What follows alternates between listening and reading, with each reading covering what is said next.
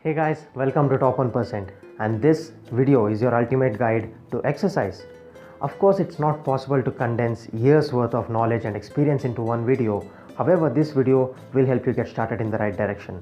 And I'm going to tell you things that I wish I knew when I first started training. So without any further ado, let's get started right away. While there's so many different styles of training, you just need to know about two different types of training that you need to focus on. The first is cardio and the second is resistance training. Cardio is simply cardiovascular training. It is to keep your heart healthy, to burn off fat and to improve your stamina.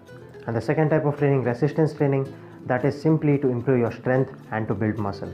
Resistance training can include lifting weights, using your body weight or resistance band, anything that can load your muscle and allow it to grow. If you are a woman watching this video, you might be wondering, should women really lift weights? Women should just do cardio and men should lift weights, right? Wrong. Allow me the opportunity to explain why. If women lift weights, they will not get bulky, they will not get masculine. It's not going to happen because women don't have the hormones or the genetics to build that kind of muscle. Women in general have about 1/15 the amount of testosterone that men have. Do you understand that? Most of them in the society, they have this stigma. They believe that women are going to look masculine and bulky by lifting weights. That is completely wrong. All those actresses and supermodels that you're looking up to, you want to look like them, they are lifting heavy weights. You need to understand that. By lifting weights, you're only getting thinner, leaner and adding muscle into the right parts that will make you look more aesthetically pleasing. So it's important that everybody lifts weights, whether you're a man or a woman, it's really important. Let's talk about cardiovascular training or cardio. Cardio can help you burn off those few extra calories that you might not be able to burn off just through your diet. It can help you eat more food and pile on less fat. So that's something everybody wants. Cardio can help you lose weight, that's helpful, and it can also improve the state of your heart, the functioning of your heart, the most important muscle in your body. So cardio is pretty important. And coming to different types of cardio, there's just two types that you need to know about. The first is slow and steady state cardio. This is something most people should be focusing on. This includes walking, cycling, swimming, etc. Anything where you can work your heart rate to a certain level, but you're not pushing it to the maximum limit, right? It is something that you can sustain for longer periods of time. It helps you burn off a lot of calories without actually taxing your body. It doesn't interfere with your weight training or resistance training, and it's pretty easy to do. So even beginners can do it, advanced athletes can do it, everybody can do slow and steady state cardio. That's what I recommend for most people. And the second one is high intensity interval training. This is for more advanced athletes. It's not easy for beginners to do. The reason being it is just so intense that the training is quite painful, honestly. So this can include something like sprinting in intervals or doing burpees. It's not easy. That's the reason beginners shouldn't do this. What happens with this type of training? What's the advantage? It takes your cardiovascular conditioning, your stamina to a whole new level that just slow steady state cardio can never do. That's the first thing. And the second thing is it burns off a lot more calories in very minimal time. So it saves a lot of time. And then again, there's a price to pay. It taxes your body a lot and it takes a lot of effort. So that's something you need to balance into your workout routine based on your goals and what you need. You need to find the right balance for yourself, whether you want to do slow and steady state cardio or HIIT. Alright, now let's talk about resistance training. Resistance training is the most important form of training that you will ever do in your life. It's very simple. It's loading your muscle with any sort of resistance, either in the form of weights, body weight or a resistance band. There's countless benefits to doing resistance training, and here's some just to name a few.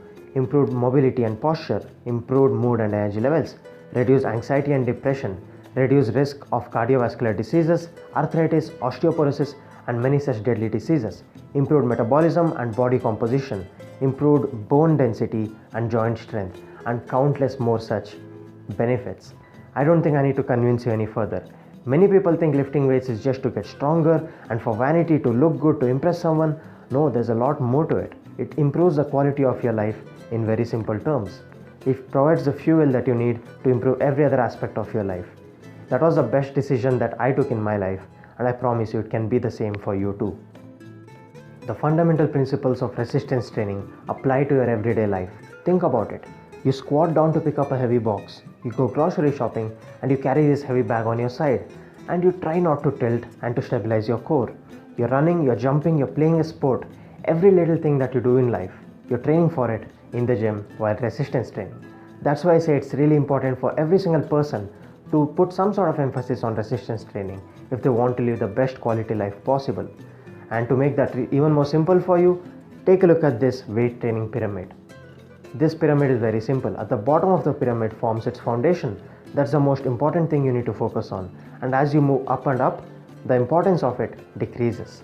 Now let me explain each and every part of the pyramid in more detail. The first part of the pyramid and the most important part, the foundation, is adherence and consistency. Consistency is the most important thing when it comes to training, when it comes to diet, when it comes to anything in life. Think about it. If you don't even go to the gym, if you don't work out, what does it matter if the training routine is perfect? On the other hand, you take a workout routine that's not really good, it's decent, but you actually enjoy it and you're going to be consistent with it. That's how you get long-term results with it. If you're not consistent, if you're not adhering to the basic principles, it doesn't even matter. That's the most important part. You need to be consistent. You need to find a way to enjoy your training program. The second part of the pyramid is volume and intensity. Volume is simply the amount of work that you did. How many reps of an exercise you did, how many sets you did, and how much weight did you lift. Very simple. For example, let's take bicep curls, right? If you're doing just one set of 15 reps of bicep curls, that's not going to be nearly enough to stimulate your muscle growth. On the other hand, if you're doing 10 sets of 15 reps, that's going to be too much. You're going to overtrain and it won't give you favorable results either. And intensity is simply the amount of effort you're putting into each rep. That's simple. If you're training so easy that it's like walking in a park, it's like you can talk to somebody while you're doing an exercise, that's way too easy. It's not intense enough to actually give you real results. And on the other hand, if you're training so hard that you're taking every exercise, every set to failure, you're not going to be able to recover, and that's not good either. You need to find the right balance between not doing too much work and not doing too little. It's that simple. And the third part of the pyramid is progression. Progressive overload is the name of the game. What does progressive overload mean? It means progressively improving to get stronger, to build more muscle. It takes time.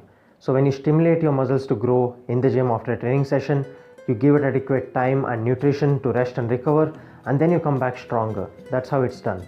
So progressive overload can either be done by increasing the number of reps, or the weight that you lift, or the number of sets that you do, or by reducing the time between two sets, the rest that you take, or by improving the technique of your exercise. In all these 5 ways, you can actually progressively overload. And over time, it ends up being something substantial. So let's say when you start, you're just deadlifting 30 kilos, which is very little. And after years and years of training, you could go to 130 kilos or even more. That's progressive overload, to get stronger and to build more muscle over time. The fourth part of the pyramid is exercise selection. Selecting the wrong exercises may not really give you the best results, but if you select the good ones, bingo, you got it. What do I mean? You need to choose the right exercise to target the muscles that you intend to grow and train the main important movement patterns that I'll be talking about in a second. You need to move your body in transverse plane, sagittal plane, and frontal plane, all 3. And the exercises I'll be talking about cover all of them. These are the 6 main movement patterns that you need to base each and every workout of yours into. You can either split these exercises into push-pull legs, upper, lower, full body, however, but over the week, you need to target all these movements. These are the 6 movements. Horizontal push, example is bench press or push-ups, something like that. Vertical press, this could include overhead press. Horizontal pull, this could include any sort of a row movement, inverted row or a bent over row, etc. Vertical pull, this includes pull-ups, banded lat pull down or just lat pull down using a machine, etc. A squat variation and a deadlift variation. If you include these 6 movement patterns into your workout routine, I can guarantee you're going to get more than 80 to 90% of the results from these alone. And the remaining are just isolation exercises and accessory movements to complement these main 6 movement patterns. The fifth part of the pyramid is rest and recovery. You train hard, you get proper nutrition, but you know what's important now? Actually getting the rest, getting quality sleep, doing mobility work and recovering. Because if you don't recover, you won't be able to go into the gym and train harder than last time to get the results that you need. Rest and recovery is really underrated, and most people need to understand they need to prioritize their sleep and getting quality rest.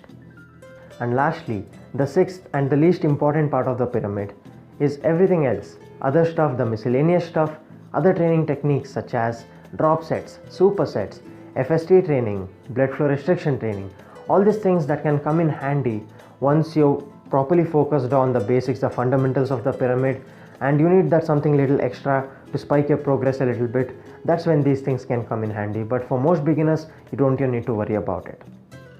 It wasn't easy, but I somehow did it. I found a way to put all the fundamentals, all the important things you need to learn about training into one video.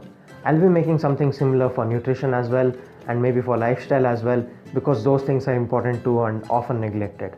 If you enjoyed this video, make sure you hit the thumbs up button. It's a lot of effort that goes into making these videos. Subscribe to my channel, hit the bell icon so that you get all the notifications on time, and until next time, take care, stay hungry.